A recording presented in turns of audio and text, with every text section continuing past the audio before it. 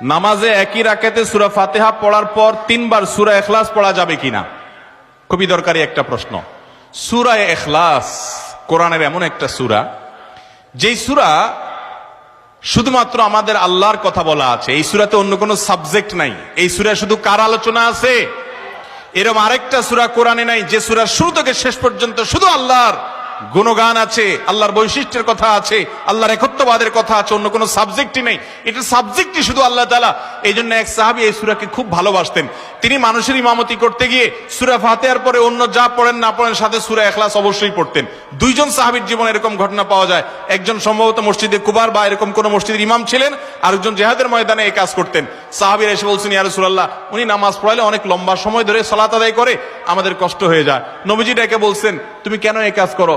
বললেন, ইয়া রাসূলুল্লাহ, সূরা ইখলাস, এখানে আমাদের রবের কথা বলা হয়েছে, আমার রবের পরিচয়ের উল্লেখ দেওয়া হয়েছে।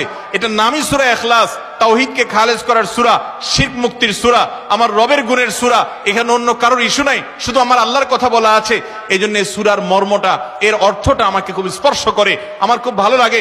এই জন্য সূরা ফাতিহার পরে অন্য যা পড়ি না পড়ি, অতিরিক্ত সূরা হিসাবে, সূরা মিলার অংশ হিসাবে সূরা ফাতিহাটা আমি অবশ্যই পড়ি। নবী করিম সাল্লাল্লাহু আলাইহি সাল্লাম বলেছেন, এই সূরার ভালোবাসায় তোমাকে জান্নাতে নিয়ে যাবে। এই জন্য ভাই দেখবেন, সকাল সন্ধ্যায় সূরা ইখলাস, সূরা ফালাক, সূরা নাস 3 বার, সকাল সন্ধ্যার পাশাপাশি 5 ওয়াক্ত সালাতের পরে একবার, রাতের শোয়ার সময় আবার 3 বার, মানে সূরা ইখলাস এতবার পড়ার আল্লাহ তাআলা ওজিফা করে দিয়েছেন। আমরাও সূরা ফাতিহা সবচেয়ে বেশি পছন্দ করি। এই মজলিসে যত লোক আছেন, আমার বিশ্বাস বেশিরভাগ মানুষ সূরা ইখলাসকে মহব্বত করেন, তবে সেটা ওই সাহাবীর মহব্বত করে না, নামাজ শর্ট করার জন্য। ঠিক না? অনেকে আছে দেখা যায় সূরা ইখলাস ছাড়া কিছু পড়ে না, কারণ কি? আয়তনে নামাজটা তাড়াতাড়ি শেষ করার জন্য। এইটার কারণে জান্নাতে যাবেন না, আবার খুশি হয়ে যায় না যে আমি এত বেশি বেশি পড়ি। আপনার নিয়ত যদি হয়, মতলব যদি হয় নামাজ সংক্ষিপ্ত করা, তাহলে হবে না। এই জন্য ভাইরা আমার, সূরা ইখলাসটা নামাজের মধ্যে কেউ যদি পড়েন, বিভিন্ন রাকাতে সূরার মর্ম উপলব্ধি করে তিনি ইনশাআল্লাহ সওয়াব পাবেন। এই সূরার তাফসীর জানবেন, একদিন ইনশাআল্লাহ কোন একটা প্রোগ্রামে কোন আলেম থেকে সূরা ইখলাসের তাফসীরের উপরে 1 ঘন্টা আধা ঘন্টা ওয়াজ শুনবেন, খুব গুরুত্বপূর্ণ।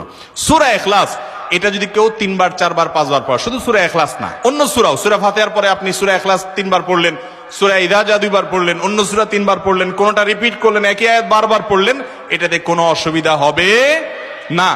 আপনি বারবার পড়তে পারেন, কোনো অসুবিধা হবে না ইনশাআল্লাহ। তবে লক্ষ্য রাখবেন, প্রথম রাকাতের চাইতে দ্বিতীয় রাকাতটা তুলনামূলক একটু ছোট হবে। হ্যাঁ, আয়তনে পরিমাণে একটু ছোট হবে, এটাই সুন্নাহ। নবী করিম সাল্লাল্লাহু আলাইহি ওয়াসাল্লাম প্রথম রাকাত যদি 2 মিনিট ধরে পড়তেন, দ্বিতীয় রাকাত 1.5 মিনিট, অর্থাৎ একটু কমায়া পড়তেন, এটাই তার সুন্নাহ ছিল। বাস, এরপর আপনি এবার সূরা ফাতিহার পরে 1 সূরা বারবার পড়েন, হ্যাঁ, কয়েক